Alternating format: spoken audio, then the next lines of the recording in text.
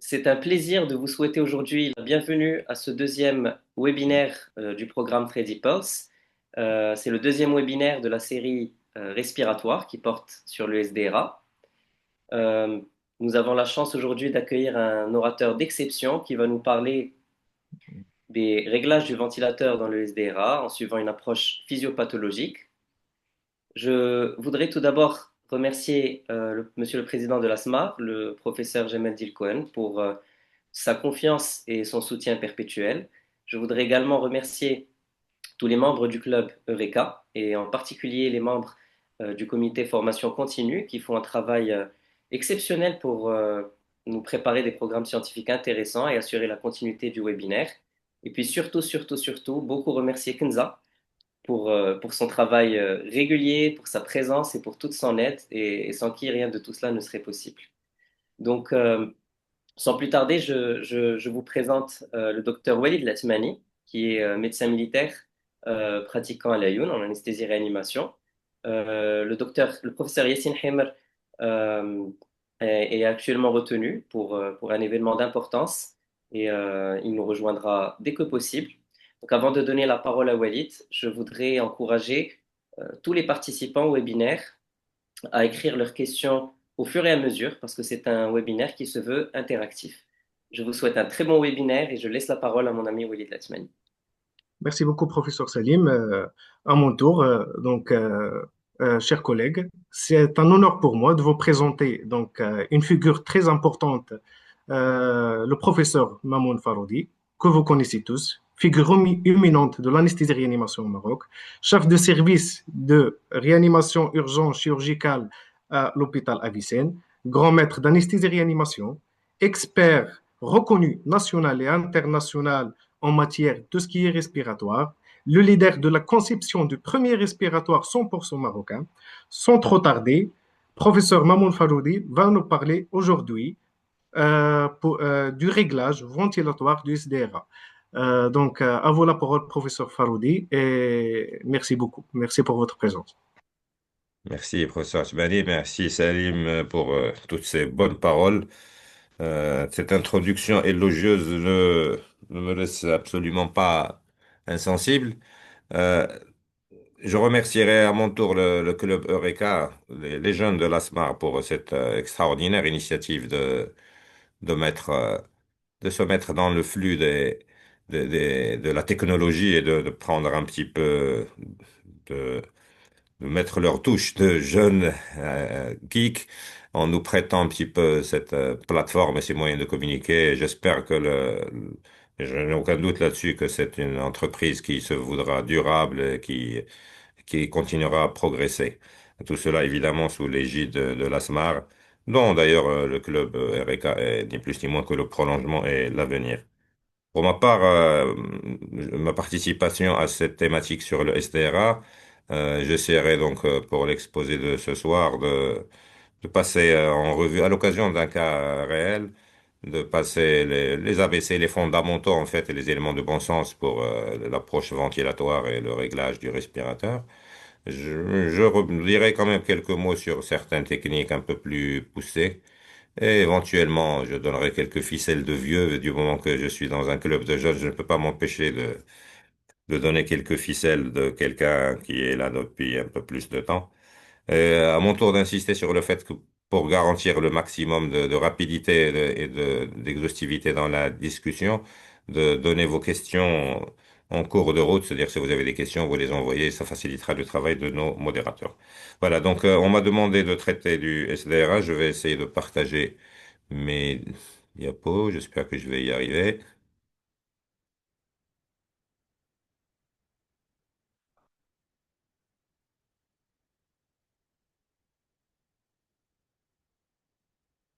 On va essayer d'avoir, comme je l'ai dit en introduction, une espèce d'approche de bon sens. Il y aura probablement quelques papiers de la littérature, mais j'espère vous convaincre plus par des fondamentaux et des éléments de réflexion qui, eux, seront, on va dire, transversaux et vous permettront aussi d'ailleurs de les utiliser sur d'autres patients, pas forcément en ARDS. Mon fil directeur sera celui d'un patient, c'est Monsieur A. L. I. un patient âgé de 81 ans, gros fumeur, dont vous voyez le poids et la taille, 175 cm pour 90 kilos, victime donc d'un traumatisme de la voie publique sévère, heureusement quasiment isolé uniquement au thorax, et qui a donc cette imagerie à l'admission. Pour les plus perspicaces, vous pouvez évidemment voir les atteintes pulmonaires en forme d'infiltrat bilatéral, etc. Mais les plus perspicaces remarqueront aussi ce bouton aortique calcifié. Ça, c'est absolument pas rare de voir ça sur les patients assez âgés avec des antécédents tabagiques. Sur le scanner à droite, on va voir quand même qu'il y a des lésions dans les parties postéro-basales. C'est un petit peu là où le poumon se fait toujours coincer entre les structures osseuses. C'est pour ça que vous verrez les contusions préférentiellement en arrière, dans les parties postéro-basales, dans les cul-de-sac, on va dire, costauds derrière. Et là aussi, évidemment, on a de la calcification aortique. Donc, pour résumer, c'est un patient déjà avec un terrain vasculaire et respiratoire, victime d'un gros traumatisme thoracique. À l'admission, sa saturation pulsée elle est de 86% en air ambiant, avec une gazométrie sanguine que vous voyez, donc 56 mm de pression partielle d'oxygène, une saturation à 88 et une PCO2 de 65 avec un pH pas trop altéré vu cette hypercapnie, probablement parce il compensait déjà un petit peu de l'hypercapnie chronique. Donc ce patient-là, à 86% de saturométrie, va passer à 96% dès qu'on va lui appliquer un masque à haute concentration dont vous voyez un exemple sur la photo. Les différents chiffres que vous voyez dans le petit encadré reflètent les FiO2 potentiels qu'on pourrait avoir si on utilisait un masque correctement placé avec évidemment les prérequis classiques dont le débit relativement élevé et la présence des petites valves sur le côté du masque et une certaine étanchéité. Donc, c'est un patient qui ne sait pas, qui s'est relativement amélioré sous masque à haute concentration. Alors, ma première question, elle est plus rhétorique.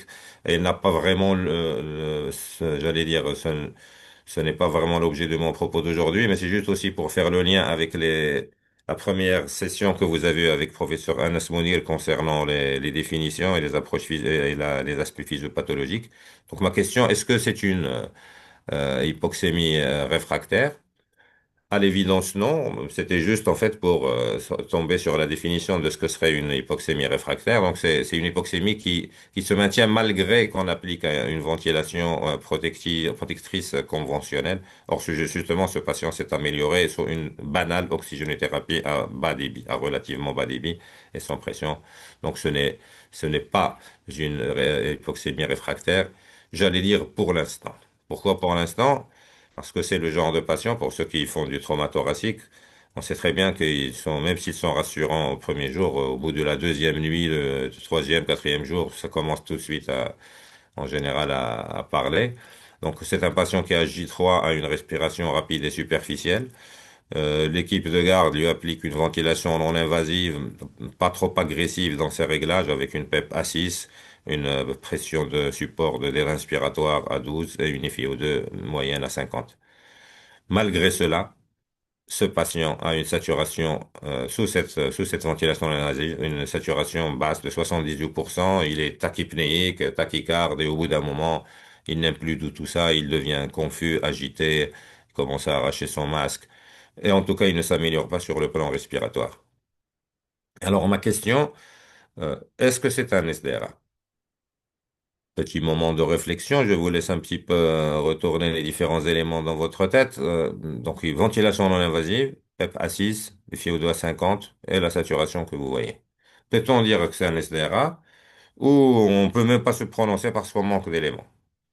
Alors, professeur Mounir, lors de la première session, a bien explicité qu'avec la New Global Definition de 2023, on pouvait inclure les définitions des SDRA dans la définition, même sans avoir recours à la ventilation non invasive. Et c'est donc dans ce cadre-là que notre patient se trouve. Donc, c'est quelqu'un qui a une ventilation non invasive avec une PEP supérieure à 5 dans ce cas de figure. On n'a pas de high flow chez ce patient. Et on n'avait pas de gazométrie. Le seul paramètre qu'on a pu avoir à ce moment-là, c'est celui de la SPO2 qui, comme vous le voyez, était basse, donc de 78%. Lorsqu'on la divise par le 0,5 de la FiO2, on tombe sur une valeur de SPO2 sur FiO2 de 156. Et ça fait tomber le patient dans la définition gazométrique du SDRA. Donc, quand on sait quand ce rapport est de moins de 315, on peut parler de SDRA. À condition évidemment que la SPO2 mesurée du patient soit inférieure à 97%. Pourquoi 97%? À cause du fameux plateau dans la courbe de dissociation de l'hémoglobine, la fameuse courbe de Barcroft. Donc, on ne peut interpréter que les valeurs sur la partie descendante de la courbe et pas sur le plateau. Donc oui, gazométriquement, notre patient est un SDRA. Il nous manque les autres éléments pour parler de SDRA dans ce cadre-là. C'est l'installation aiguë et c'est le cas de notre patient en moins d'une semaine. Dans ce cas-là, c'était environ 2, 3 jours. Est-ce qu'on a des opacités bilatérales sur un type ou l'autre d'imagerie? On va le voir. Et est-ce qu'on peut éliminer une atteinte cardiogénique? Donc voilà la radio de notre patient à son J3. C'est le même patient évidemment, c'est un patient réel. Donc la radio à gauche montre une aggravation des lésions. Si on voit un peu plus finement, on se rend compte qu'on a ces deux zones-là qui représentent les parties les moins, on pourrait croire les moins gravement atteintes, en tout cas les pas très inflammatoires ni infiltrées, ne sont pas en perte d'aération. Donc, et ces parties-là correspondent à la partie scanographique ici, sur les parties antérieures du poumon. Pourquoi est-ce que ces parties-là sont distendues et hyperventilées? C'est parce que justement, on a perdu ces parties postérieures qui, sur le cliché d'avant, étaient juste contuses, mais là, nous avons une atteinte inflammatoire diffuse qui demande qu'à s'étendre. D'ailleurs, la limite entre les deux zones que vous pouvez voir, entre la zone postéro-basale et la zone supérieure, elle est en dents de scie. C'est une sorte de shredding sign que vous verrez en échographie, mais qui ici est scanographique, on va dire. Hein, vous pouvez le voir si je fais ça, vous voyez, c'est des zones de transition entre la partie contuse qui s'est inflammée et la partie encore aérée, et d'ailleurs un peu trop aérée. Et c'est ces zones de jonction d'ailleurs qui elles-mêmes sont des zones à risque de lésions mécaniques. Un flash écho permet de savoir que ce patient n'est pas en choc cardiogénique. Je passe vite parce que ce n'est pas tellement l'objet de mon propos d'aujourd'hui. Bah, on commence à aborder un petit peu la ventilation mécanique de ce patient-là. On sait maintenant que c'est un SDRA sur une atteinte contusive du poumon, probablement avec un peu de surinfection, comme c'est souvent le cas. Mais en tout cas, on a une atteinte inflammatoire qui progresse. Est-ce qu'on a besoin d'une ventilation non invasive? Oui, je vais répondre à votre place. Oui, on était devant un échec manifeste de ventilation non invasive parce que on a bien compris que le patient ne s'améliorait pas, il sortait d'autres signes hémodynamiques, neurologiques, etc. Donc, la réponse est simple. Il faut le ventiler en invasif. La question, c'est pourquoi? Pour quels objectifs? Avant évidemment de régler du respirateur, il faut évidemment savoir pourquoi est-ce qu'on est là. Quels sont les objectifs? Hein? Le pourquoi, il y a le pourquoi de l'indication, mais il y a le pourquoi des objectifs que nous allons essayer d'atteindre avec cette ventilation. Donc, pour quels objectifs? Le premier objectif qui peut sembler naturel, parce qu'en fin de compte, c'est ce que nous, on voit, c'est la normalisation des gaz du sang. J'ai mis normalisation entre guillemets juste pour qu'on comprenne qu'il ne faut pas chercher la vraie normalisation où les gaz du sang seraient parfaits. Il y aura une plaque tout à l'heure là-dessus. Chercher à tout prix à normaliser des gaz du sang sur des patients SDRA est déjà quasi impossible ou tout au moins difficile et le plus souvent aussi dangereux. Le deuxième objectif qui est à mon sens un objectif plus parlant quand on veut commencer à régler les différents paramètres, c'est qu'on veut augmenter la pression des voies aériennes. Mais quelle pression des voies aériennes? C'est la pression moyenne. Alors cette notion est à mon sens une notion fondatrice dans l'approche des tactiques, on va dire, de ventilation mécanique en pression positive. C'est parce que dans le cadre du SDRA, nous avons un poumon qui a perdu son aération, qui a aussi augmenté son poids par le biais de l'infiltration. Je dis ça par exemple par opposition à une banale atélectasie sur une intubation sélective, où le poumon perdrait son aération mais en gardant son poids. Il n'est pas hyper infiltré pareil, au moins au début. Alors que dans un ARDS, on a une perte d'aération associée à une augmentation du poids pulmonaire qui ne va absolument pas aider le poumon à se réexpandre. Donc ce sont de cadres, on va dire, nosologiques assez différents, par leur mécanisme, mais aussi par la facilité avec laquelle, ou la difficulté avec laquelle on pourra réouvrir ce poumon-là. Troisième objectif, ça serait la réduction du travail ventilatoire, parce il est évident que si on laisse passer ce genre de patients, si on les laisse ventiler tout seuls, ils vont se fatiguer et ça va surajouter de la consommation d'oxygène due à la dépense énergétique musculaire des muscles respiratoires. Donc c'est l'un des objectifs fondamentaux de la ventilation mécanique, c'est de préserver, d'entraîner une sorte d'épargne du peu d'oxygène que le patient a. Et enfin, un objectif caché, ou en tout cas moins évident, c'est la prévention des lésions induites par le patient lui-même sur son propre poumon.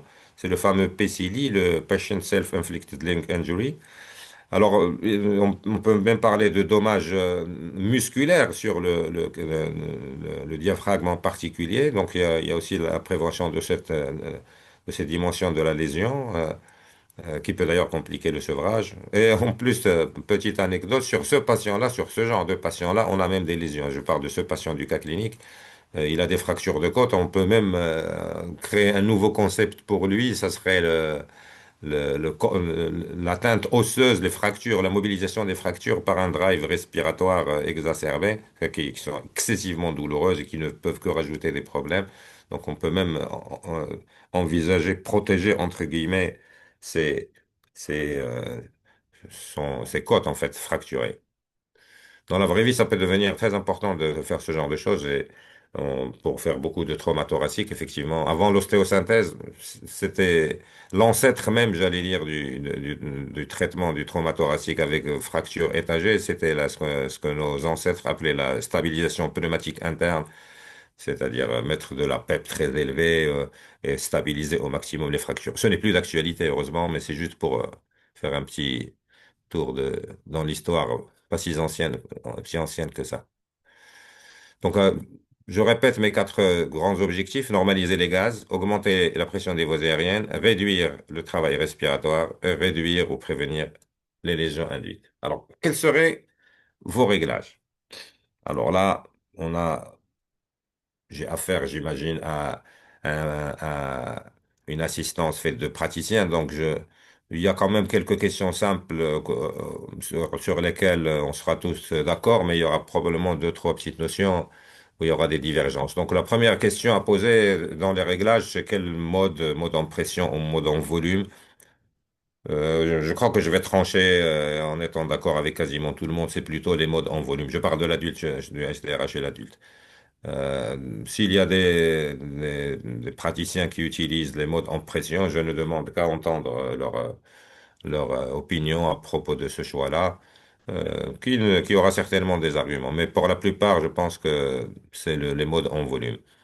Du moment qu'on parle de mode en volume, il faut parler du volume courant. Donc le volume courant dans le SDRA, et ça, j'allais dire, ça a été largement établi. Il faut évidemment prendre le predicted body weight, ou le poids idéal en fait prédit, avec la fameuse valeur de 6 à 8 millilitres. On pourrait même descendre un peu plus bas. On peut discuter là aussi, c'est des choses peut-être propices à la discussion. Dans le cas de notre patient, ça donnerait un volume courant de 450 à 600 millilitres. Le choix est un peu plus délicat concernant la PEP. Que metteriez-vous comme PEP juste après l'induction sur ce patient-là? Ça serait des PEP, on va dire, relativement modérés, 6 à 8, des PEP un peu plus élevés, 10 à 12, ou peut-être encore plus élevés avec des valeurs qui peuvent des fois aller beaucoup plus loin. Ou peut-être il y a des gens qui pensent ne pas mettre de PEP du tout, ou des PEP très très faibles. Là aussi, j'aimerais avoir leur avis là-dessus. Les autres réglages à envisager chez ce patient-là seraient les réglages de la fréquence, qui sont beaucoup moins anodins qu'on pourrait croire. Il y aura deux ou trois plaques derrière pour ça. Et le rapport I sur E, et enfin aussi la IFiO2.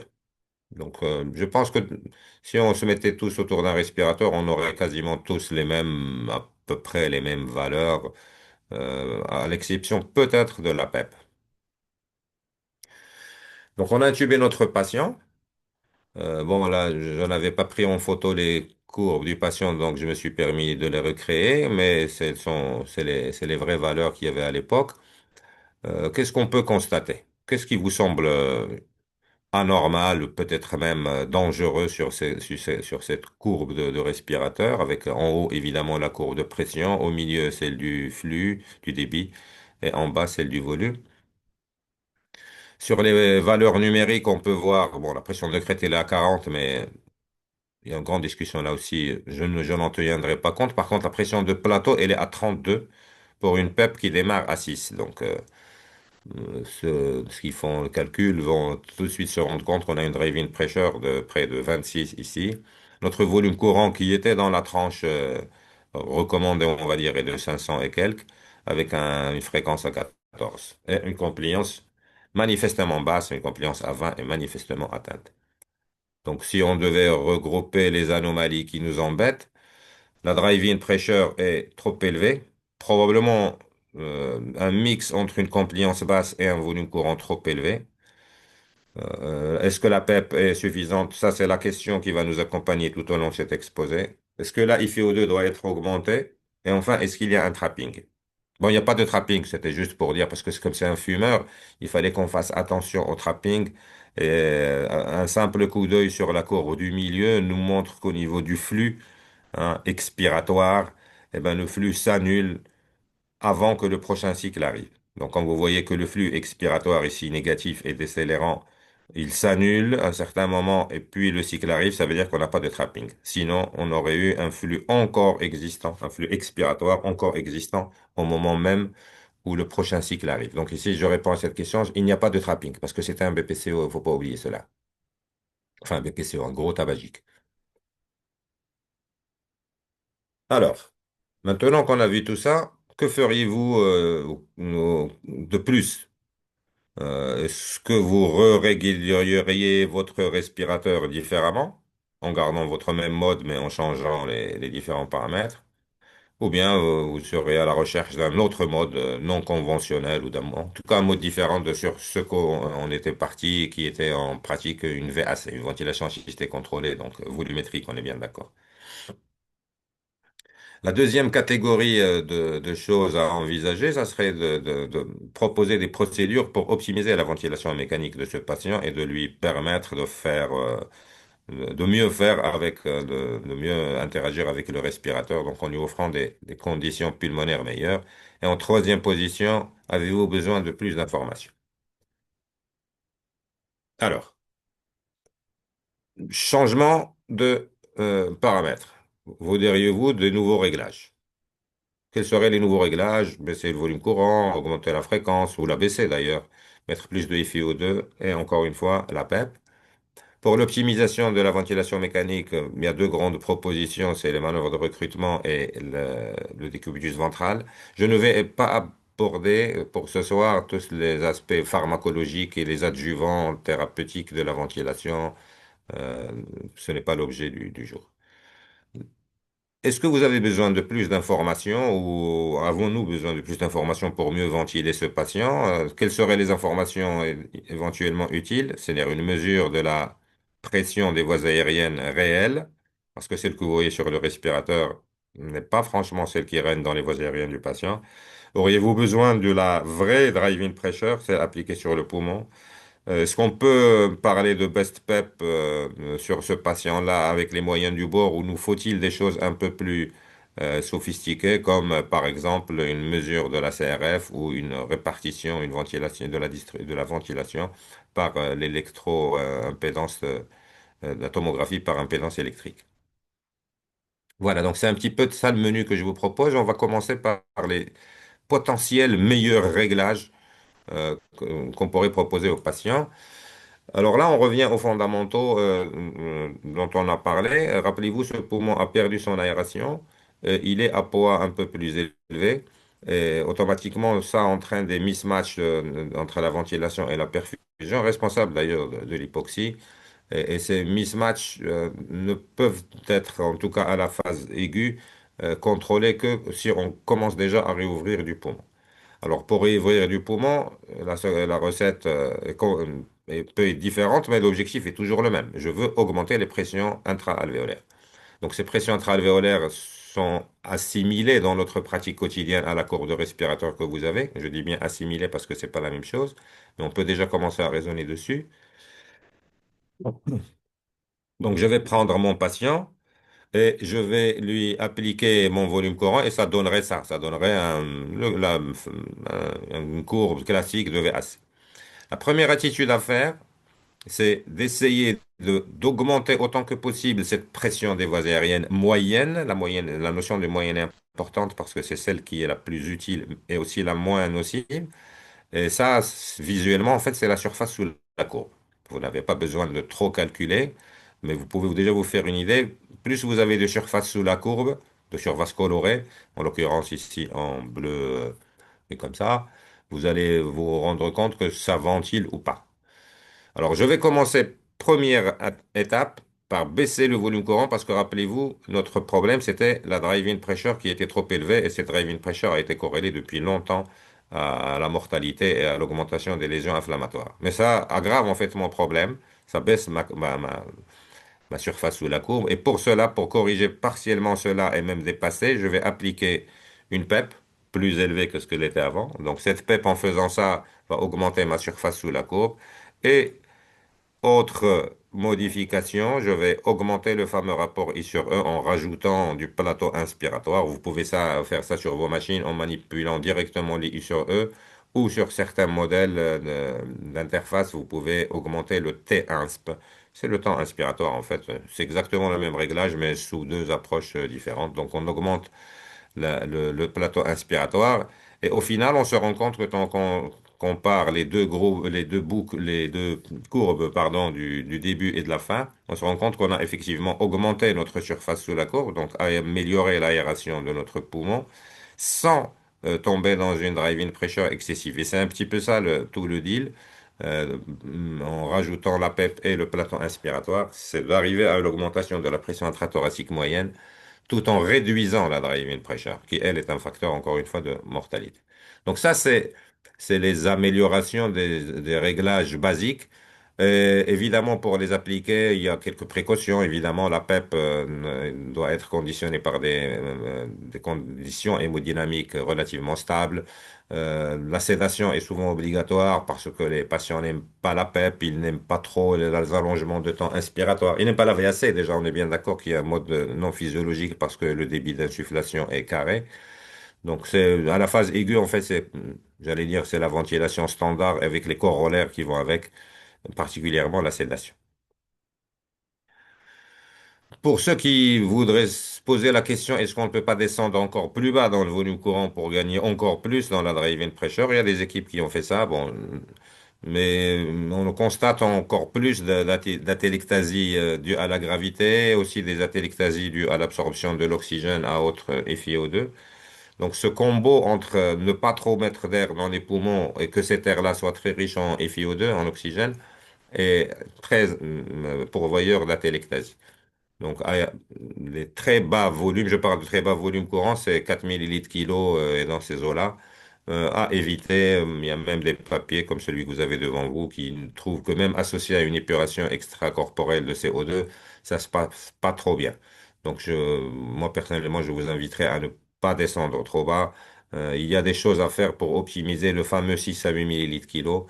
Et on verra, c'est les fameux deux grands topics de l'amélioration, de l'optimisation de la ventilation mécanique.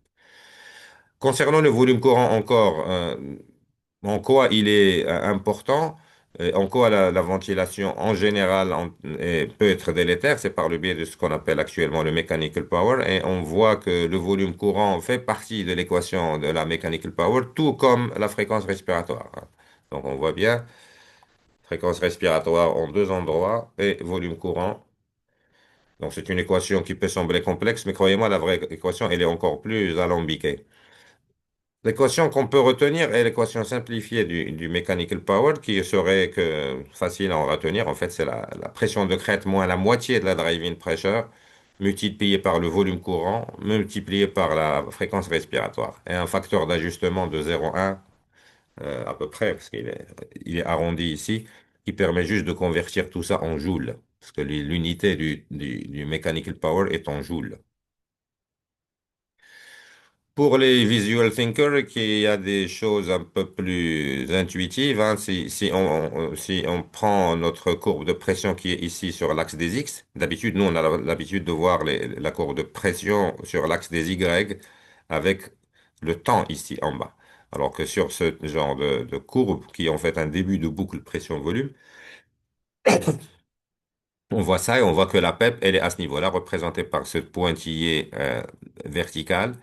Et la pression, donc, elle fait comme ça, c'est la PEP, et puis ça monte durant l'insufflation pour arriver à la peak pressure qui est là tout en haut à droite. Et cette équation donc de mechanical power, en reprenant cette formule, en fait, elle reprend une notion que vous voyez tout le temps sur le respirateur. Donc, si vous voyez la ligne, ma petite ligne verte que j'ai tracée, si je la prends et que je la mets toute seule, je la renverse, ou je fais sa symétrie sur un axe de 45 degrés pour inverser la pression et la remettre sur l'axe des Y. Et là, tout de suite, vous reconnaissez quelque chose que vous voyez tous les jours. Donc, le mechanical power, ce n'est ni plus ni moins que le coup de boutoir en termes d'énergie mécanique que va subir le poumon durant la pressurisation. Et il est logique qu'il soit lié aussi bien aux pressions résistives qu'aux pressions élastiques, dépendant donc du volume courant. Rajouter la PEP, ou pas d'ailleurs, parce qu'il y a des auteurs qui n'aiment pas rajouter trop la PEP dans ce contexte-là. Et surtout, n'oubliez pas la fréquence respiratoire, hein, parce que le mechanical power est directement lié à la fréquence respiratoire. 12 cycles, c'est 12 cycles. 20 cycles, c'est 20 cycles. C'est pas du tout le même mechanical power, sachant que si on prend que chaque cycle a un impact mécanique, il est clair que vous passez de 12 à 20, vous augmentez d'autant le mechanical power sur la minute. Donc la fréquence respiratoire n'est pas toujours anodine, surtout quand on croit l'augmenter parce qu'on a baissé le volume courant. Donc, est-ce que c'est très fin de gagner un petit peu et de le reperdre juste après par le biais de la fréquence? Donc actuellement, le maximum de fréquence, il y a des auteurs qui recommandent du 20 à 30 à ne pas dépasser. Moi, honnêtement, je verrais des objectifs beaucoup plus modestes, plus bas, aux alentours de 20. Les fréquences chez l'adulte au-delà de 30 risquent de se heurter à d'autres problèmes. Juste pour dire sur cette diapo que le mechanical power, c'est pas bien, donc ça donne des lésions qui sont histologiquement maintenant reconnues, qui sont inflammatoires et qui n'arrangent absolument rien sur un SDRA qui lui-même est déjà inflammatoire. Le réglage de la FiO2 peut sembler facile, on va dire, parce qu'il suffit de mettre plus, il suffirait de mettre plus d'oxygène pour que ça aille mieux, mais c'est pas vrai. Là aussi, parce que les atelectasies d'absorption dont on a parlé tout à l'heure vont survenir d'autant plus vite, et de un. Et deuxièmement, et surtout, l'oxygène est toxique. L'oxygène, la forme O2 de l'oxygène est probablement la seule conformation où il y a de l'oxygène respirable et utile pour nous, mais qui est aussi toxique. Je ne parle même pas des autres radicaux qui contiennent de l'oxygène et qui, eux, ne servent pas directement à la respiration. Mais sachez que l'oxygène O2 normal est en lui-même toxique aussi bien sur l'arbre trachéobronchique que sur les organes, on va dire, périphériques. Mais l'augmentation rapide de FiO2 permet, grâce à la loi de Fick, qui fait jouer le gradient transmembranaire, de corriger des fois des situations extrêmement critiques ou en pré-arrêt hypoxique, des choses comme ça. Mais il faut essayer autant qu'on peut de ne pas trop rester sur des FiO2 trop élevés. Le schéma de gauche montre que il y a des patients qui bénéficient plus d'une augmentation de la cible d'oxygénothérapie, de la FiO2 en fait, des patients qui vont plutôt bénéficier de cibles médianes, alors que dans d'autres, sur la courbe du bas, on voit que ces patients-là, ce type de patients qui ont de la vasoconstriction, des lésions de reperfusion, etc., eux, ils vont plutôt mieux survivre si on ne se fixe pas des objectifs trop élevés. Donc la cible d'oxygène d'oxygénation peut être variable en fonction du patient. Mais en tout cas, l'excès d'oxygène, l'hyperoxie et les délétères, c'est bien connu. Pour ne rien arranger, l'augmentation ou la baisse de la FiO2 peut aussi changer. Il est évidemment qu'elle change la PaO2. La FiO2 change la PaO2. C'est évident. Mais elle change aussi le rapport PaO2 sur FiO2. Ça, c'est quelque chose auquel on pourrait ne pas trop s'attendre. On pourrait croire que le rapport PaO2 sur FiO2 est fixe et que quand vous changez la FiO2, la PaO2 va augmenter justement dans le même, avec un rapport fixe. Ce n'est pas vrai parce que le rapport lui-même change à cause de la FiO2. Et vous pouvez, par exemple, ça c'est une très belle étude qui date, mais qui est méthodologiquement très séduisante. Elle a trouvé que l'augmentation de FiO2 de 50 à 100% changeait carrément la classification du SDRA. Hein, à l'époque, on parlait de ALID, Acute Lung Injury, actuellement c'est le SDRA sous ces trois formes de gravité. Mais sachez que quand vous changez la FiO2, vous pouvez artificiellement changer le PAFI, le PaO2 sur FiO2, et donc reclasser votre patient vers le bas ou vers le haut en fonction de ce que vous avez fait. Donc ça peut vous donner l'impression qu'il s'est aggravé ou qu'il s'est arrangé, alors qu'en fait c'est votre FiO2 qui a changé le rapport PaO2 sur FiO2. Cette oxygénation, qu'est-ce qu'elle a comme objectif? Parce que vous vous rappelez tout à l'heure, l'un des premiers objectifs de notre ventilation, c'était de normaliser, entre guillemets, les gaz du sang. Je dois éviter l'hypoxémie profonde et je dois éviter l'hyperoxie. Pour cela, les actuelles recommandations qui ont été revues un petit peu à la hausse, parce qu'avant on se contentait de moins de PO2, mais actuellement on recommanderait plutôt du 70 à 80 mm de mercure, correspondant à des à des SPO2 de 92 et un peu plus.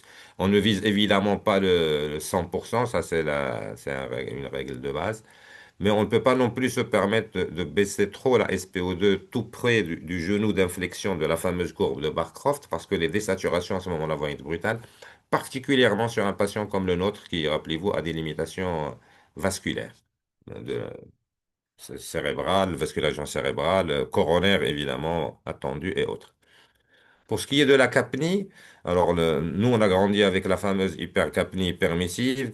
On croyait à un certain moment même que c'est l'hypercapnie qui était bénéfique, mais après on s'est rendu compte que les bénéfices de l'hypercapnie, ce n'était pas l'hypercapnie qui les faisait, c'était le fait que quand on faisait de la ventilation protectrice, donc bas volume, courant particulier, qui donnait de l'hypercapnie, les patients allaient entre guillemets mieux. On croyait que c'était l'hypercapnie. En fait, c'est la ventilation protectrice à basse ventilation minute.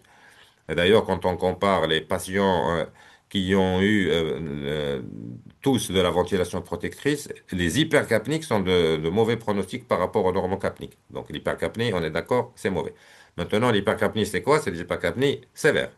Sévère, ça veut dire 50 mm de mercure. Pourquoi il faut se mettre la barre à ce niveau-là? Parce que quand on vise des hypercapnies trop basses, ou parfaites, disons, quand on vise du 38-40, on est par définition dans ce qu'on appelle la ventilation futile. Ça veut dire qu'on est déjà trop haut en termes de ventilation, inutile et potentiellement dangereuse. Donc actuellement, les cibles recommandées, ça serait du 45. Or, trauma crânien à la phase aiguë, etc. Évidemment, il y a des situations. Voilà. Donc, je reviens un petit peu, si vous voulez bien, à ma diapo de base pour faire un break, pour passer peut-être à la deuxième partie de l'arsenal. Comment est-ce qu'on peut optimiser la ventilation mécanique? On peut l'optimiser en utilisant des manœuvres de recrutement ou de la prone position du décubitus ventral. Alors, pour les manœuvres de recrutement, là aussi, j'attends vos questions ou vos propositions ou votre pratique personnelle. Mais nous, ce qu'on fait en général, c'est ce qui semble d'ailleurs être fait un peu plus ou moins partout, c'est le Stepwise Recruitment Maneuvers avec de la PEP incrémentielle. Donc, si vous voyez sur mon schéma en vert, en bas, vous avez la PEP et sur laquelle j'applique une pression contrôlée. Donc, pendant les manœuvres de recrutement, je sors de ma VAC et je me mets en mode PC-PAC, Pressure Control ou Pressure Assist Control. Donc, je sors du mode volumétrique. Je n'ai pas trop le temps pour trop développer, mais il vaut mieux être en mode, il faut être en mode de pression quand on veut faire les manœuvres de recrutement. Donc vous mettez PC, PAC.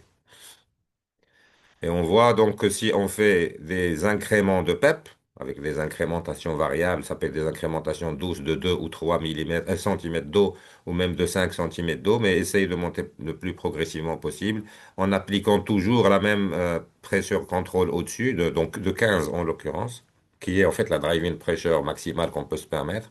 Et on monte jusqu'à un plateau de PEP, donc ici, qui correspond donc à une pression d'inspiration en plateau positif, bien sûr, qui pourrait être de l'ordre de 20 plus 15, par exemple, ou un peu plus, donc du 35 à 40 maximum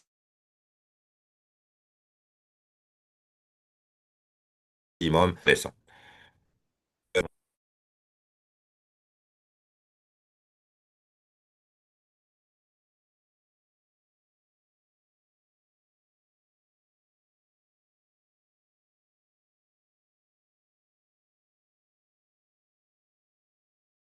Bon, on se rend compte, forme un- en DOM ou des fois en double boss, qui dénote en fait qu'à un certain moment, le patient a une certaine PEP,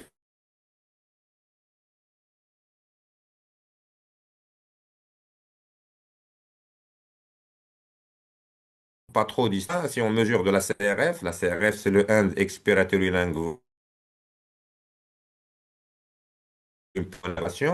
on se rend compte qu'il suit quasiment la même courbe. C'est-à-dire qu'à un certain moment, cette PEP-là, c'est la PEP optimale, mécaniquement le meilleur poumon, le plus ouvert et en même temps le moins distendu.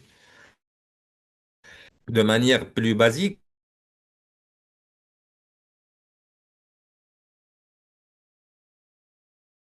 juste, on voit que l'amélioration là aussi, elle suit cette même courbe. Donc en fin de compte, et ça pense à une question qu'on se pose peut-être de temps en temps. La PEP gazométrique pourrait être en même temps la PEP mécanique, pourrait peut-être même être en même temps la meilleure PEP hémodynamique. Ça, j'allais dire que là aussi, c'est des sujets de discussion. Cette liste de questions, je ne vais pas y répondre. Je pense que ça prendrait trop de temps, mais les questions à poser, c'est quand recruter, chez quel patient, évidemment, quel serait le maximum de PEP durant le manœuvre de recrutement. Ça, j'ai déjà répondu. Ce serait 20 de PEP maximum. Ouais. Avant, on allait beaucoup plus loin à un certain moment. Quelle serait la longueur des paliers? Combien de cycles laissés par palier de PEP? Ça, c'est une question qu'on peut discuter tout à l'heure. La vraie grosse question, c'est après les manœuvres de recrutement, quel PEP? Sur quel PEP retomber? Et là, il vient mécanique et aussi gazométrique. Peut-être moins qu'on redescend à la PEP initiale, on est obligé de refaire une deuxième manœuvre de recrutement. Et c'est en redescendant qu'on se fixe, qu'on s'arrête à la PEP qu'on a identifiée comme la meilleure PEP. Hein, donc ce n'est pas durant la première manœuvre de recrutement, la petite bosse.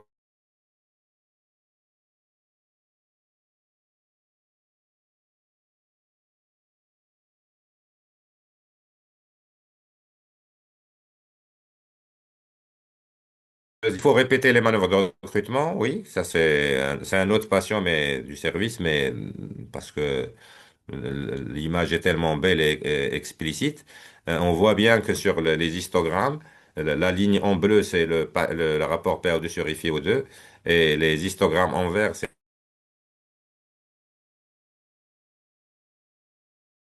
on voit le baseline et qu'on fait 15 minutes, qu'on fait du recrutement, des manœuvres de recrutement, après 15 minutes, on a une amélioration. Par contre, on la repère, cette amélioration. Donc, les manœuvres de recrutement ont un bénéfice quasi immédiat, mais qui se perd au bout d'un certain temps.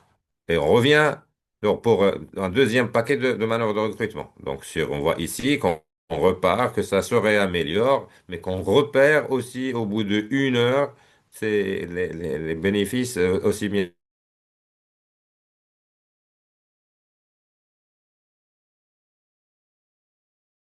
manœuvre là, avec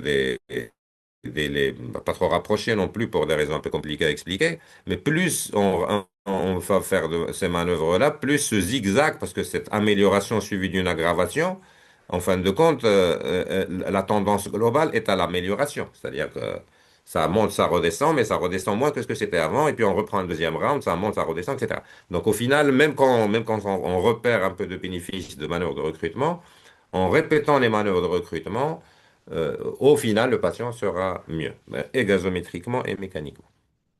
Donc ça, c'était pour les manœuvres de recrutement. Quelles sont, je suis encore une fois à l'écoute, si vous avez des manœuvres de recrutement différentes, par exemple par le plateau inspiratoire, ou s'il y a encore des collègues qui font du back squeeze au ballon manuel, moi je veux bien écouter et éventuellement essayer de les convaincre.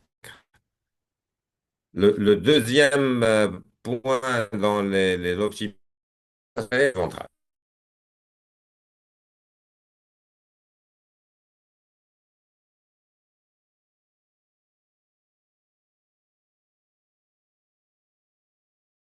Ça existe connu.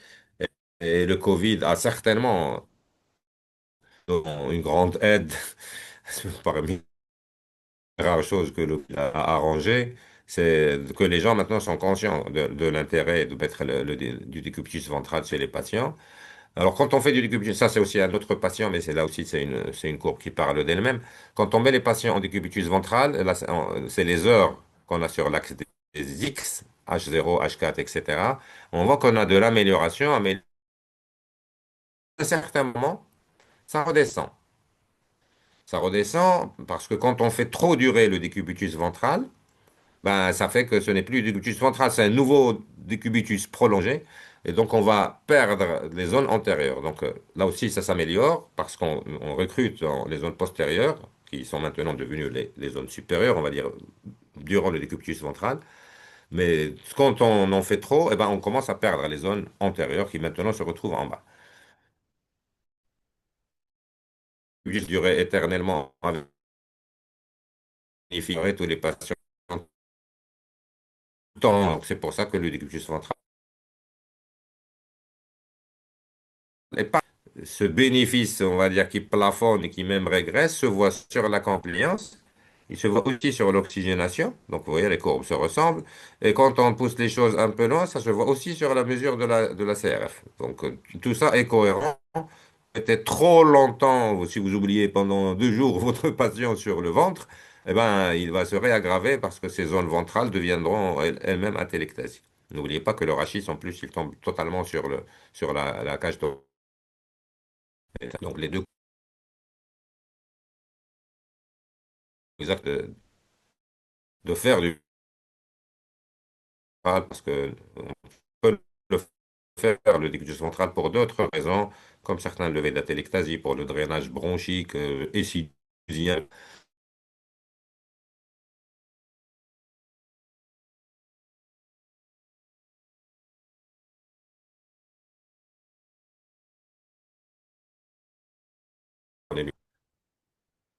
Alors, on va aborder des choses un peu plus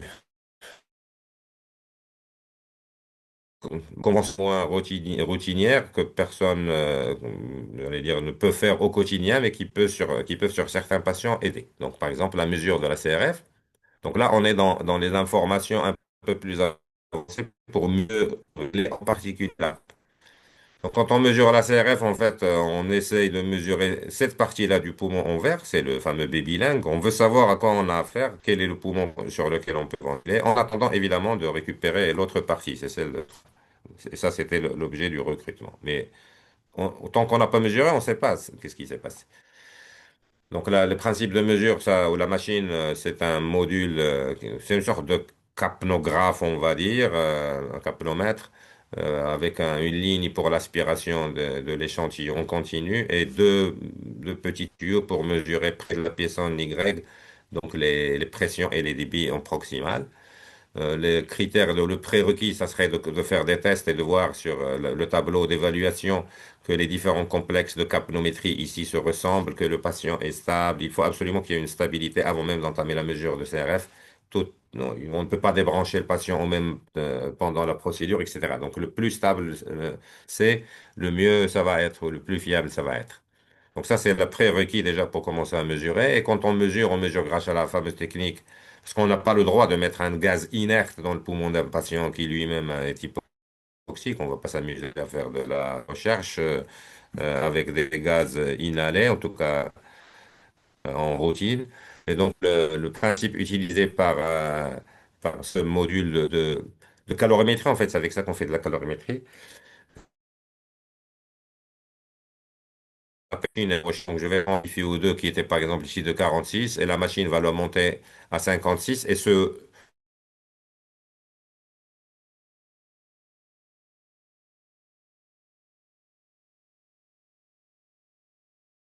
une baisse substante en utilisant les deux gaz, les principaux qu'on a dans le poumon qui sont l'oxygène et l'azote.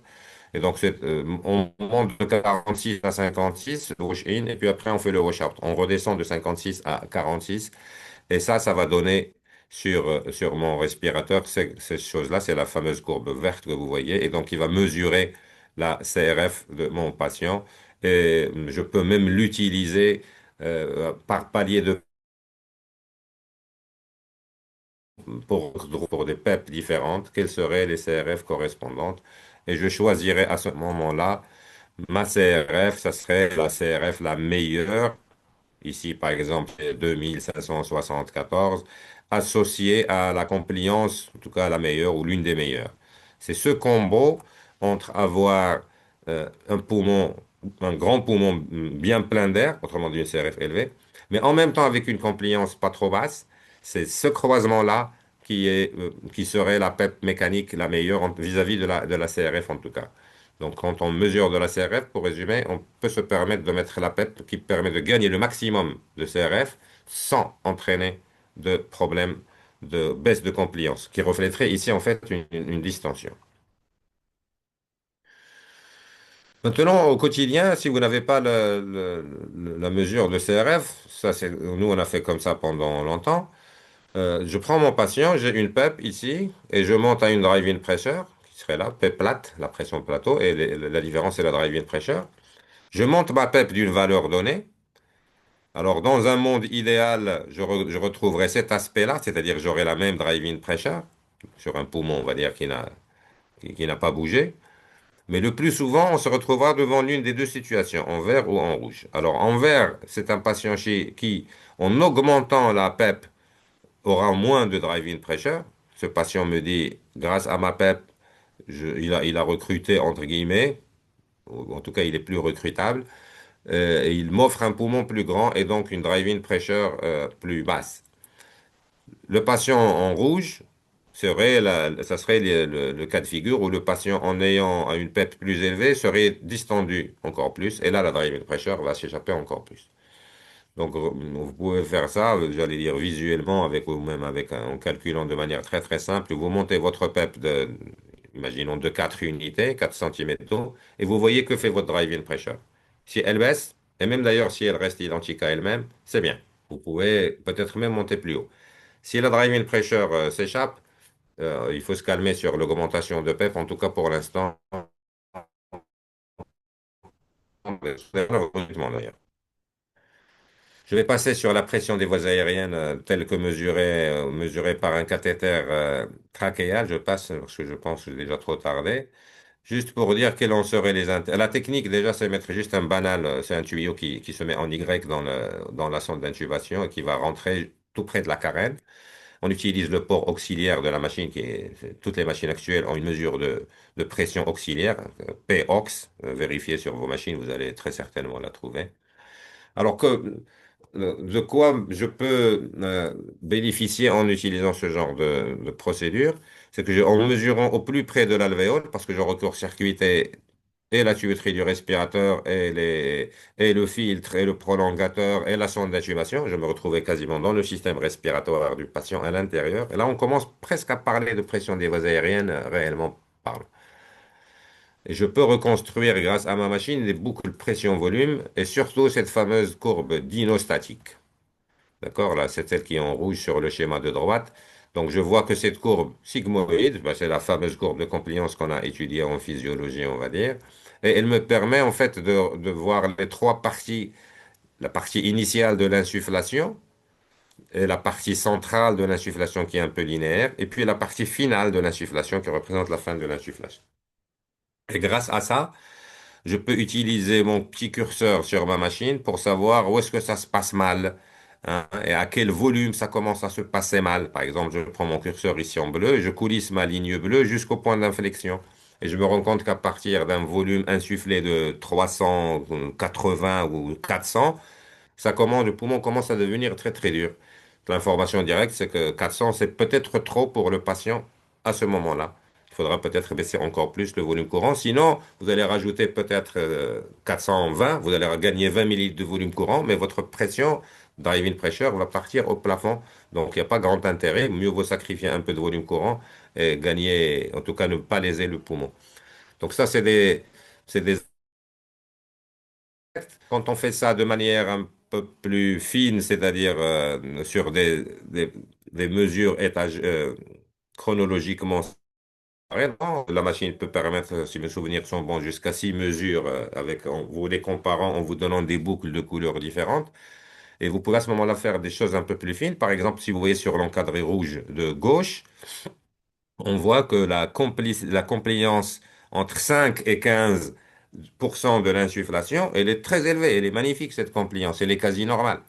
Que me dit ce malade? Il me dit que avec la PEP que je lui ai mise, qui est ici de 12, et d'ailleurs même ici de 15, mais avec ces PEP relativement élevés, l'insufflation est facile dès son début. Autrement dit, je suis au-delà, je reviens sur ma courbe d'avant, je suis au-delà du point d'inflexion inférieur. Donc j'ai commencé mon insufflation dans la bonne tranche, qui est la tranche droite de ma courbe, qui serait ici, hein, si je bouge mon curseur vers la gauche, je tomberai sur cette partie-là de la courbe dinostatique. Donc mon patient qui a une très belle compliance dès le départ de son insufflation, en fait, il me dit, moi, j'ai commencé très bien ici. J'ai commencé au-delà du point d'inflexion inférieur et je commence je suis facile à insuffler sans avoir besoin de lutter contre le point d'inflexion inférieur. Donc, ça permet quand même de se dire qu'on a la PEP actuelle et fait partir le poumon dans de bonnes conditions, en début d'insufflation. Pour ce qui est de la partie de la fin de l'insufflation, qui serait ici en bas, c'est-à-dire le 27, ça va de 85 à 95% de l'insufflation, c'est-à-dire c'est la fin de l'insufflation.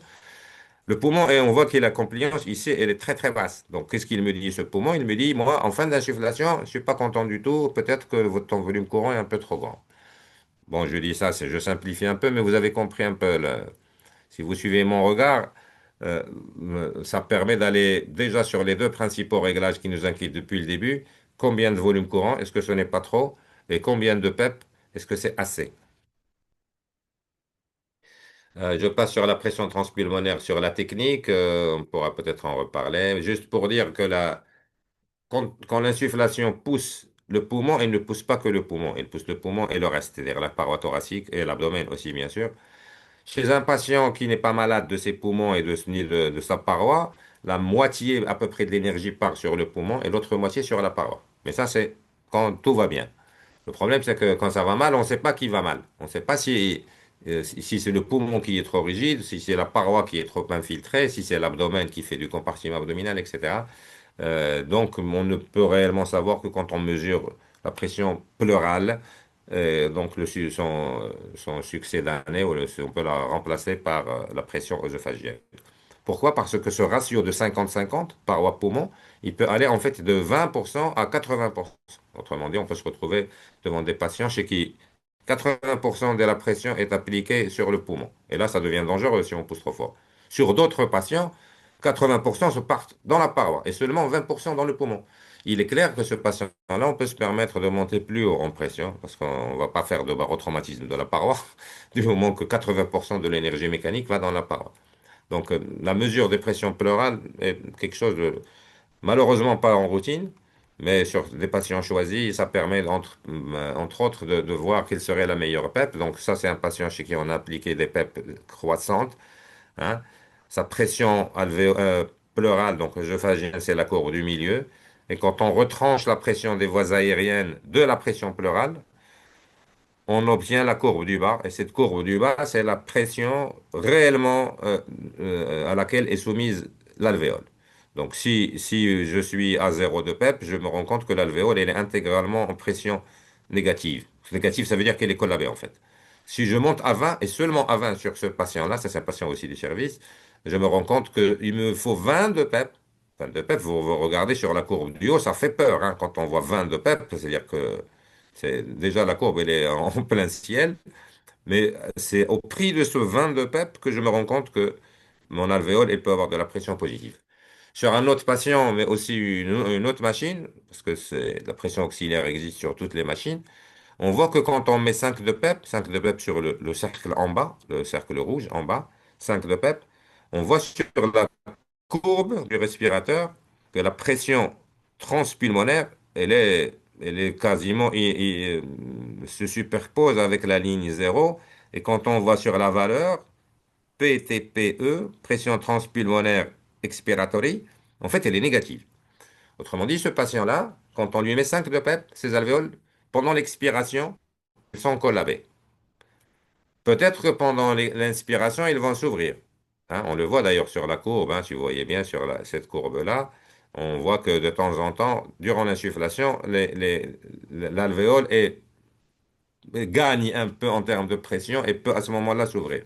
Mais en fait, c'est bien d'ouvrir les alvéoles, mais c'est pas bien de les laisser se fermer à chaque fois. Donc ça donne des lésions de cisaillement qui sont ici, j'allais dire, suggérées par cette pression négative. Je prends ce même patient et je lui applique 10 de PEP. Vous voyez, j'ai mis 10 de PEP en bas. Je vois que sa courbe monte un petit peu et je vois surtout que dans les cercles à droite, ma pression transpulmonaire expiratoire, elle est devenue maintenant positive. Ça veut dire que même pendant le pire moment c'est l'expiration, on est d'accord? Même pendant le pire moment, mon alvéole reste ouverte. Donc ce patient ne dérecrute pas apparemment, même pendant le pire moment, qui est l'expiration. Je passe sur la transpulmonary driving pressure, puis ça c'est des notions qu'on peut réserver peut-être pour la discussion, parce que là, quand j'ai mis, j'ai pris trop de temps. On peut utiliser ça aussi pour le recrutement. Et je termine, j'ai encore deux plaques rapidement, juste pour vous mettre de l'eau à la bouche. On peut commencer à utiliser la tomographie par impédance électrique, qui est une sorte, c'est un peu le principe du scanner, sauf qu'au lieu des rayons X, on utilise des ondes électriques ou des courants électriques plutôt, avec une ceinture qui se met autour du thorax et qui permet de faire de manière dynamique de voir où part l'air. Et ça ne mesure pas la quantité d'air, ça mesure la variation de la quantité d'air, qu'on se mette bien d'accord. Variation, c'est des nuances, mais qui sont fondamentales. Et ça permet d'avoir donc quelques mesures régionales. Donc, si vous voyez dans l'encadré rouge, je peux voir la répartition antéro-postérieure de ma ventilation. Encore une fois, c'est pas la quantité d'air, mais la distribution du volume courant quand il va être insufflé. Mais ce n'est pas la quantité d'air à un instant T. C'est une variation pendant l'insufflation. Donc 38% devant et 62% derrière.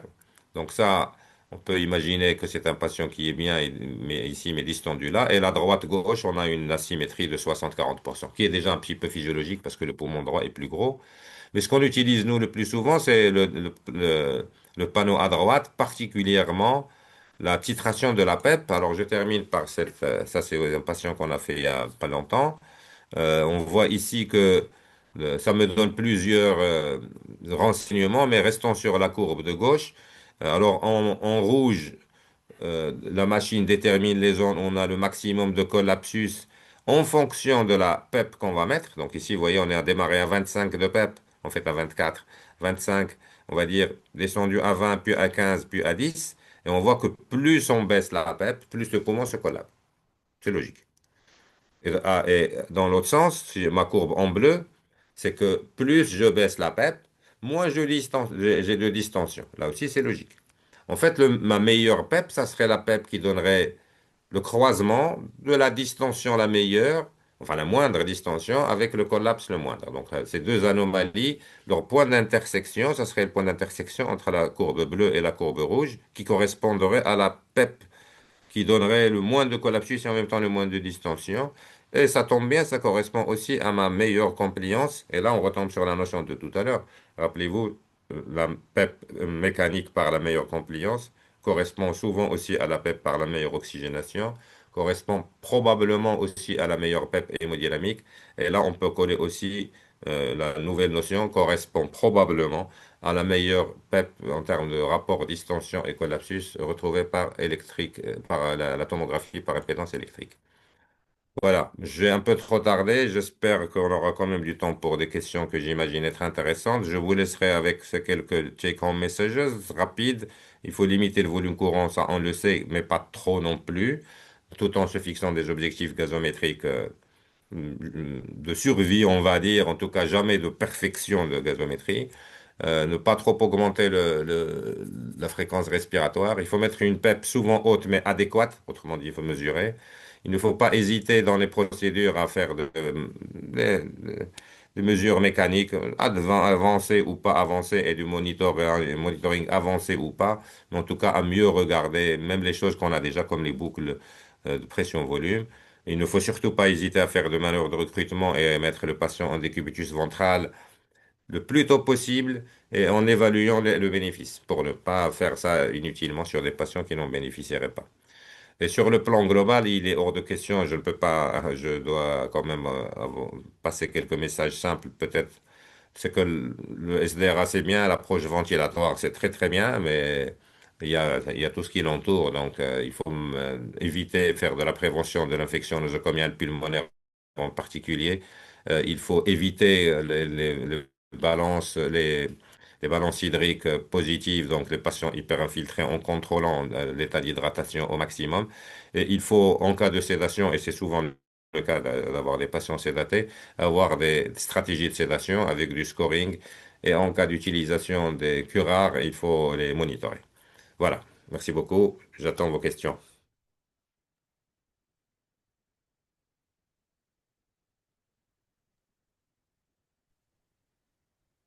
Merci beaucoup, cher maître, pour cette présentation qui était absolument passionnante et captivante. D'ailleurs, on a été captivés du début à la fin.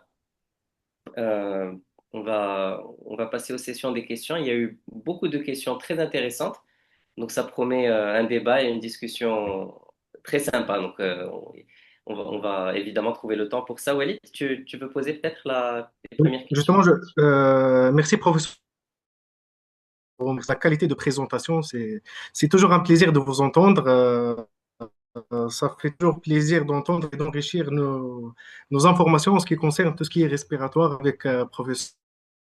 J'ai une question aussi posée au Dr Chambenelli, donc qui demande une question en ce qui est donc pour la mechanical power en pratique quotidienne, existe-t-il des valeurs à respecter pour éviter les risques de Willy ou s'agit-il surtout d'un intégrant les principaux paramètres ventilatoires à contrôler? Autrement dit, est-ce que vraiment cette mechanical power a un intérêt, a des chiffres à suivre ou bien des chiffres à respecter, ou bien s'agit-il d'un indicateur juste qui intègre tous les paramètres, pression plateau, pression motrice et tout ça, mais qui n'a pas vraiment ou bien d'intérêt dans notre pratique courante? Parole, professeur Faroudi. Très bonne question, hein. Euh, alors, est-ce que c'est un indicateur? Oui, c'est un indicateur. Qu'on se mette bien d'accord. La mechanical power, pour le dire de manière simple, vous prenez l'énergie de la machine qui vient de l'alimentation électrique, vous la transformez en coup de boutoir mécanique, donc de l'énergie mécanique, comme ferait n'importe quelle machine. Donc, énergie mécanique, vous les mettez dans un système viscoélastique vivant. C'est le vieux qui parle. C'est approche. C'est quasiment contre la machine. Donc, il est clair que moins on va mettre d'énergie, mieux c'est. Oui. Actuellement, les valeurs de 15, 17 joules, je parle de joules, valeurs. Actuellement, il y a des papiers et les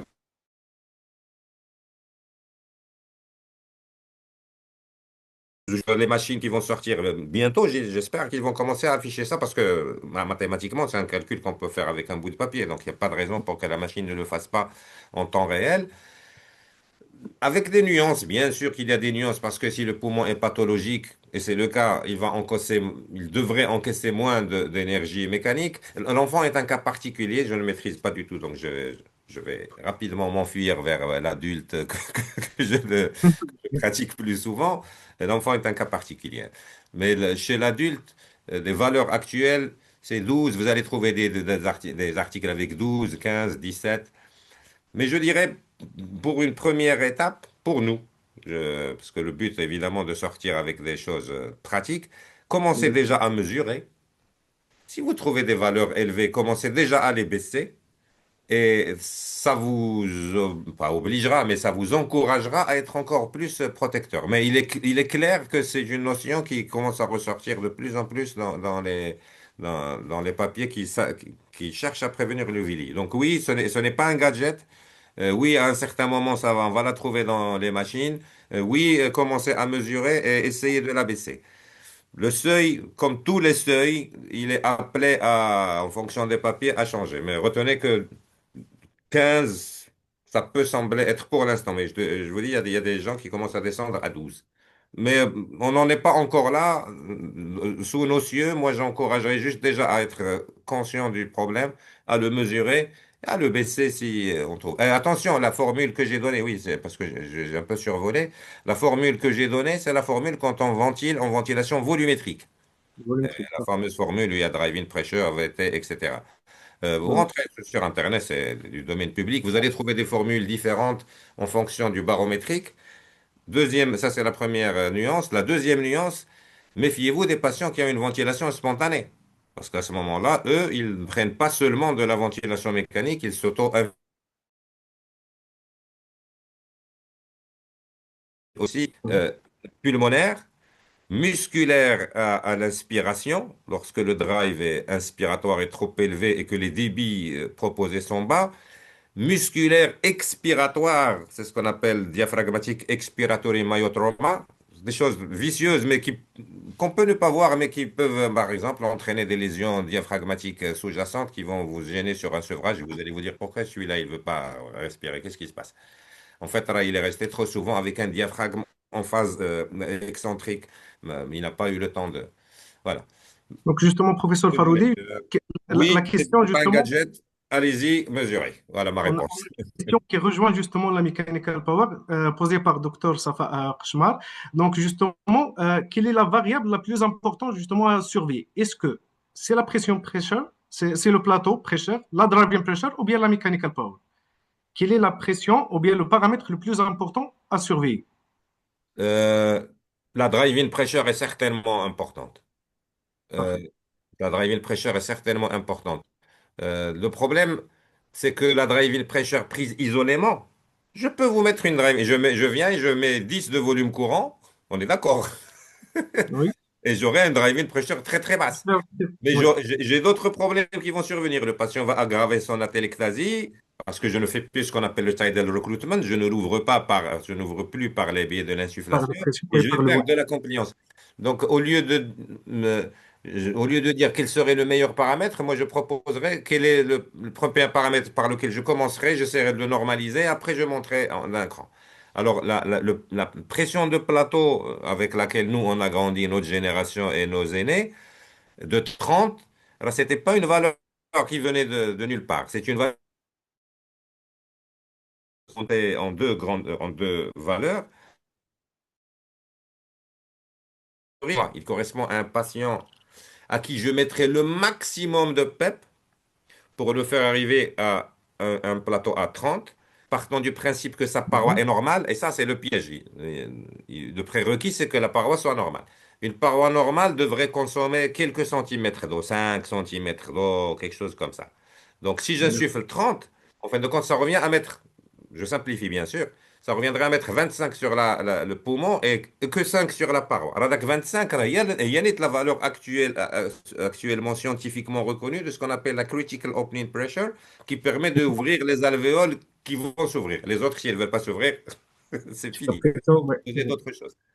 Donc, dans l'ordre, pression de plateau, ça c'est le B.A.-ba que tout le monde connaît, mais j'encouragerais vivement à se concentrer plutôt sur la drive-in pressure. Je vais donner un exemple. Vous pouvez avoir des malades qui ont des plateaux.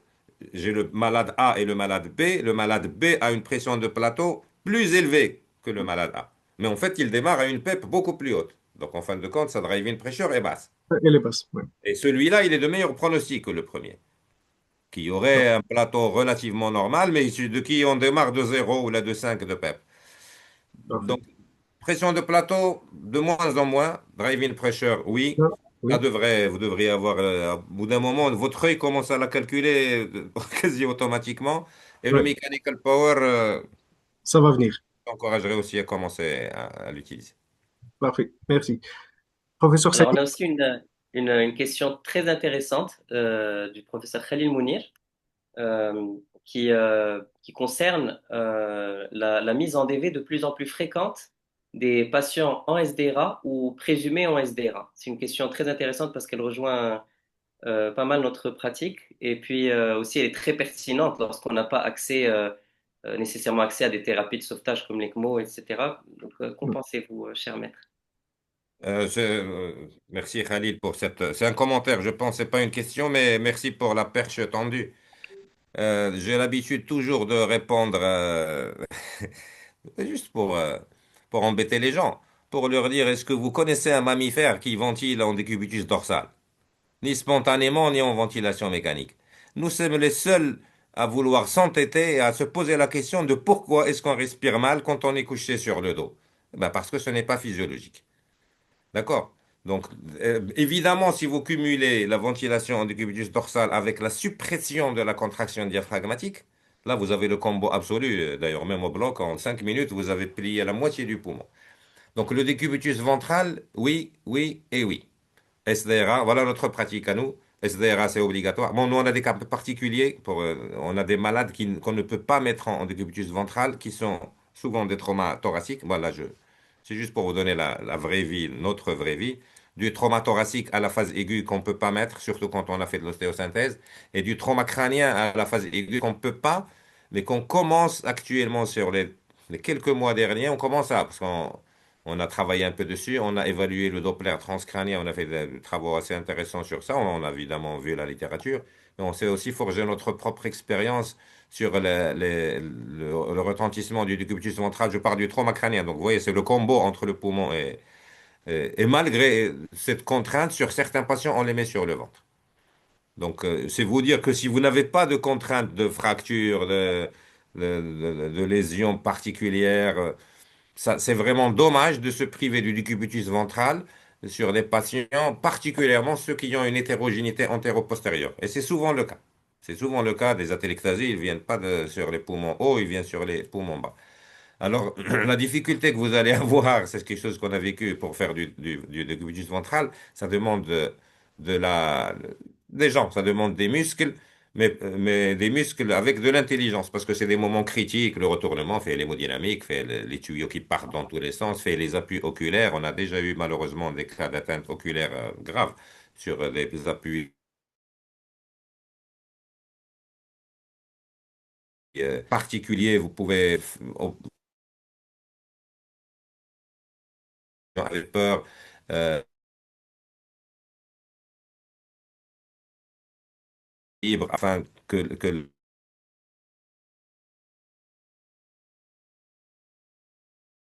la zone cérébrale, on va dire. Donc, il y a des petites nuances à faire sur certains patients minoritaires, ça dépend de vos pratiques. Mais sur un patient respiratoire, si je peux le mettre sur le ventre, c'est vraiment dommage de ne pas le mettre sur le ventre. Ben, donc,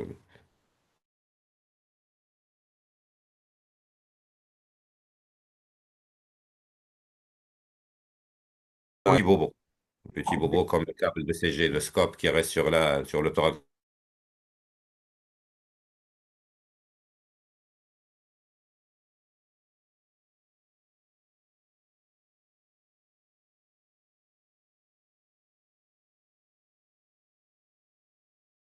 Le patient Khalil.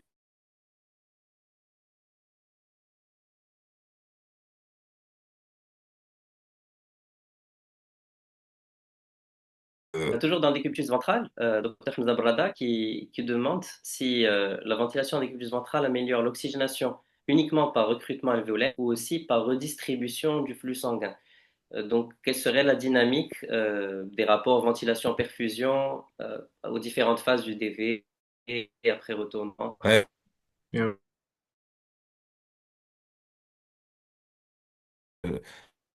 Ensuite, ça serait qu'est-ce qui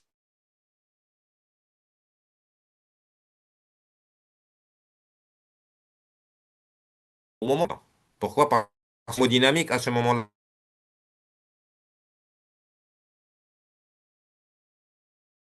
Donc déjà, qu'on se mette bien d'accord, aussi bien le décubitus ventral que les titrations de PEP, que les trucs un peu qui changent les interactions corps-poumon de manière brutale, ne peuvent se faire que sur un patient dont l'hémodynamique est relativement contrôlée en termes de volémie. Et il n'est pas interdit de mettre des vasopresseurs pour passer la phase aiguë. Donc, dans la vraie vie, voilà ce qui se passe. Vous avez un malade qui est malade sur le ventre, sur le dos, vous le retournez, il va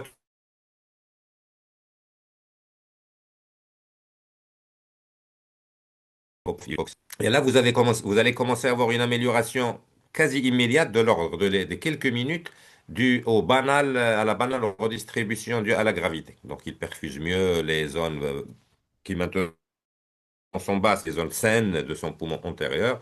et il perfuse automatiquement moins bien les zones postérieures à cause de la gravité. Donc on a inversé le rapport VA sur Q qui était enfin, qui était physiologique mais accentué par la maladie, et en l'inversant, on gagne. Et après va venir le recrutement à proprement parler en réouvrant le poumon postérieur. Alors, pour ceux qui aiment l'échographie, moi, je vous encouragerais à faire cette petite expérience personnelle. Juste avant de retourner le patient, vous mettez une sonde, vous allez voir qu'il a de la condensation, de la consolidation échographique. Vous le mettez sur le ventre, il l'a toujours, et rapidement, il y a des choses qui vont commencer à apparaître. C'est des images hyperéchogènes, excentriques, c'est-à-dire qui viennent vers vous.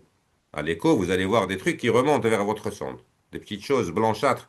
En fait, ça, c'est des fronts, c'est la pneumatisation des bronches qui étaient collabées et qui maintenant sont pleines d'air que pendant l'insufflation. Hein, c'est le bronchogramme, c'est un bronchogramme aérique, mais comme en échographie, vous n'allez voir que l'artefact de l'air, ça vous donne des choses qui remontent vers vous, qui sont en fait des petits points blancs. Un bronchogramme aérique dynamique, parce qu'à l'écho, c'est dynamique. Et puis après, vous allez récupérer les poumons que vous avez l'habitude de voir avec des lignes B, des lignes J. Et puis après, si vous recrutez bien que votre poumon est normal, sont normalisés totalement, ce qui est rare, vous allez avoir un poumon normal, c'est-à-dire avec des lignes A et des choses de poumon normal, plein d'air. Voilà, donc la séquence, c'est, il va mal, je le mets sur le ventre, il va plus mal. Il s'améliore immédiatement par le rétablissement du VA sur Q, dû à la gravité, et puis il s'améliore dans un deuxième temps, et là ça prend du temps, par le recrutement à proprement parler.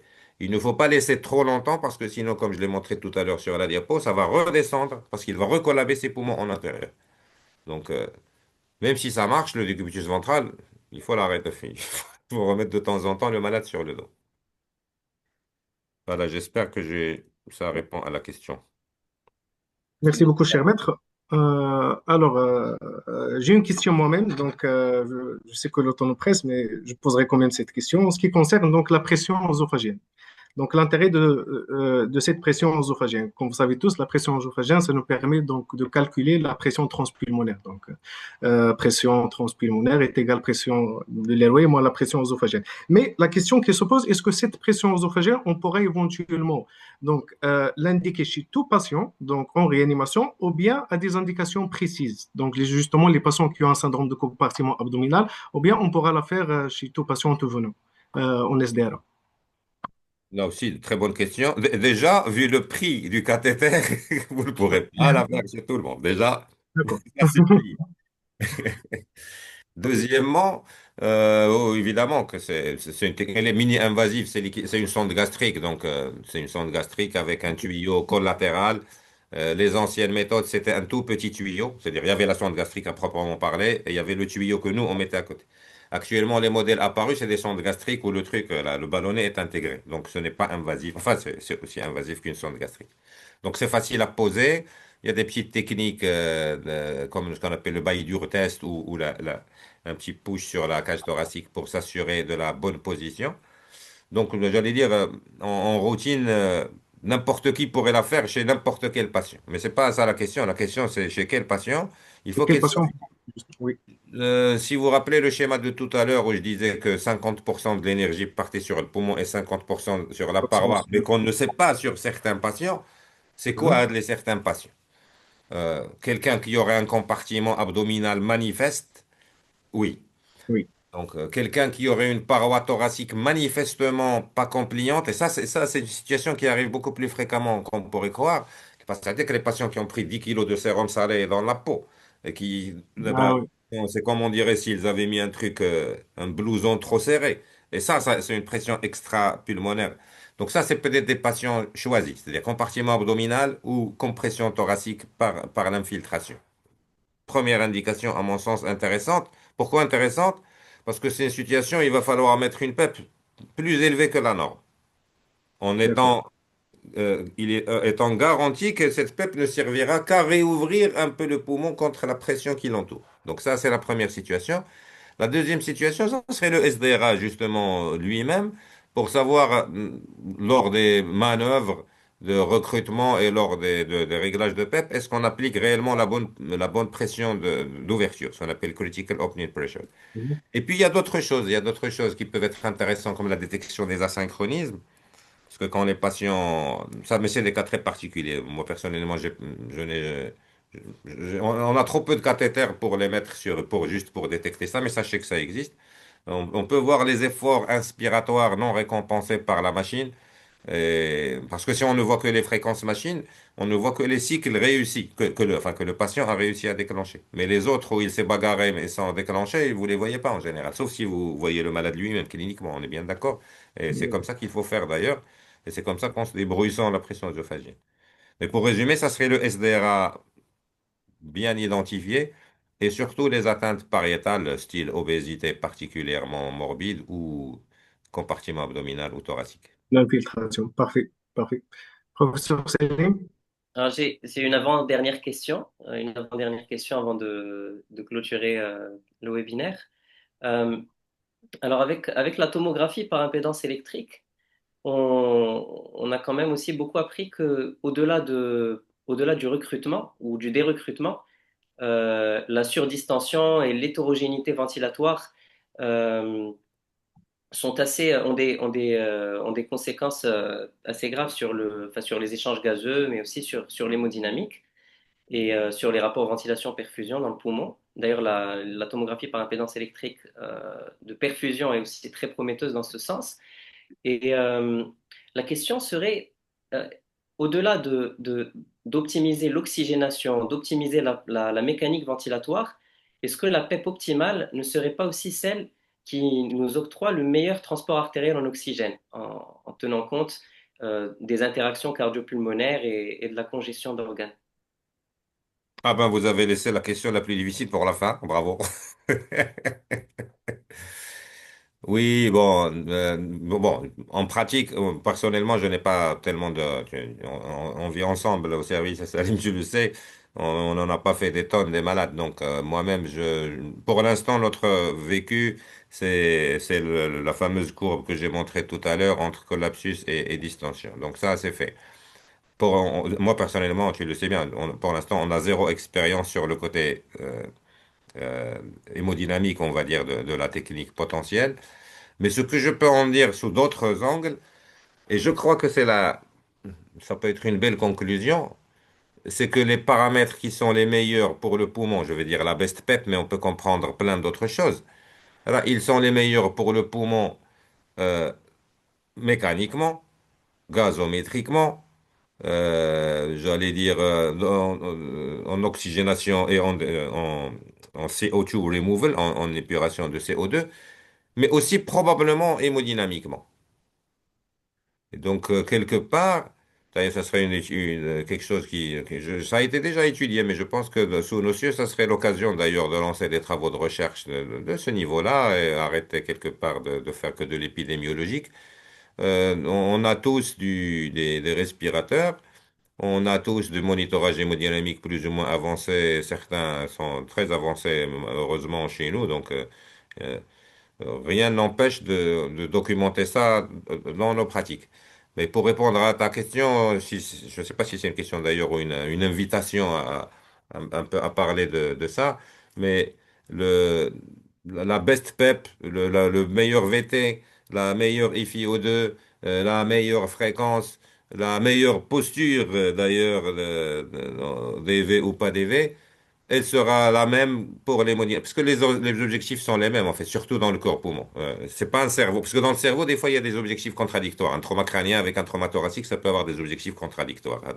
L'un veut l'hypocapnie, l'autre veut l'hyper, ou la normaux, vous comprenez? Il y a des objectifs où là, le choc hémorragique avec le trauma thoracique, l'un veut être rempli, l'autre veut être sec, etc. Mais le cœur et le poumon, je pense qu'il est à l'intérieur, entre eux, dans la mécanique qui les lie.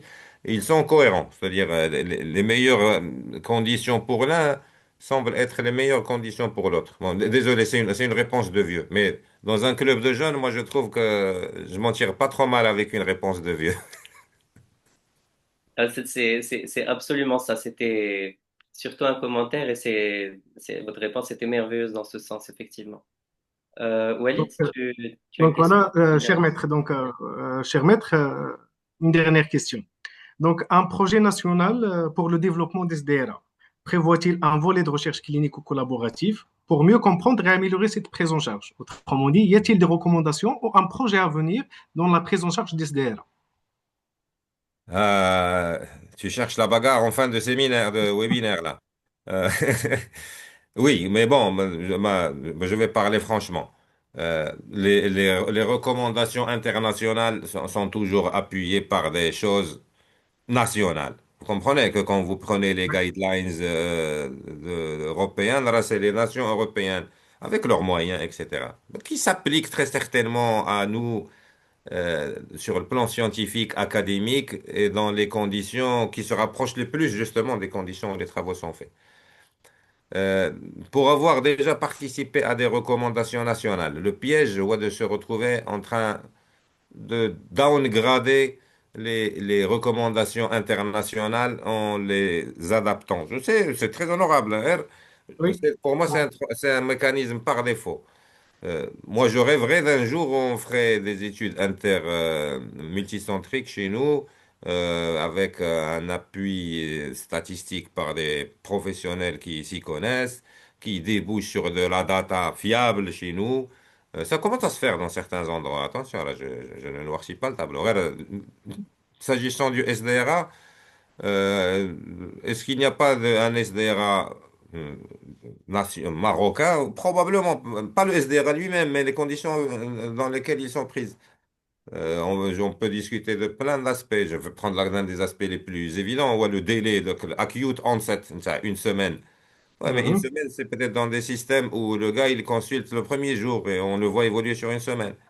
Comprenez un petit peu. Donc là, c'est des choses. C'est comme l'infection nosocomiale, 48 heures à l'hôpital. Oui, 48 heures à l'hôpital, quand on Oui, c'est prend les ça. précautions et que le gars s'infecte après 48 heures. Mais quand on est dans des conditions dégradées, il peut se manger un germe ultra résistant à H0 dans un service mal protégé. Vous comprenez? Oui, Donc, Anas, mon reproche, enfin pas, c'est pas un reproche en fait, c'est plus une proposition en fin de compte, c'est que si on veut faire des guidelines locales, particulièrement pour des trucs aussi sérieux et aussi connus ailleurs, c'est même pas une pathologie locale comme certaines pathologies, on ne peut pas se faire l'économie de faire de la data. Et honnêtement, je prends la perche. J'ai beaucoup d'espoir pour le réseau jeune de la SMAR parce que c'est la bonne tranche d'âge pour dégager de l'énergie dans le domaine de la recherche. Parce que au bout d'un certain moment de pratique, on est un petit peu pris par l'organisation de l'environnement du travail, etc. C'est des excuses de vieux, attention. Mais j'ai bon espoir que la dynamique instaurée par le club Eureka puisse en fait donner, entre autres très bonnes choses, de la recherche multicentrique euh, auquel tout le monde va participer, pas que les jeunes, on est d'accord, mais que l'impulsion vienne de gens qui ont le plus d'énergie, en fait, c'est cette tranche d'âge. Voilà, donc guidelines, oui, mais j'aimerais bien avoir de la data locale fiable. parfait. Parfait. Merci beaucoup, cher Merci. maître. À toi la parole, cher Salim. Merci infiniment, cher maître, pour la présentation de très très grande qualité. Merci pour vos réponses et pour tout le partage d'expériences qu'on a tous eu la chance d'avoir. Je remercie tous les participants pour leurs questions. On a malheureusement pas pu répondre à toutes les questions, mais il y avait des questions de très haut niveau, très intéressantes. La discussion était vraiment passionnante. Je remercie tout le monde pour cette présence et je tiens à vous dire aussi que le webinaire sera en replay très prochainement. Et puis je vous donne aussi rendez-vous dans 3 semaines pour le prochain webinaire qui, euh, qui portera sur le SDRA chez l'enfant. Merci infiniment.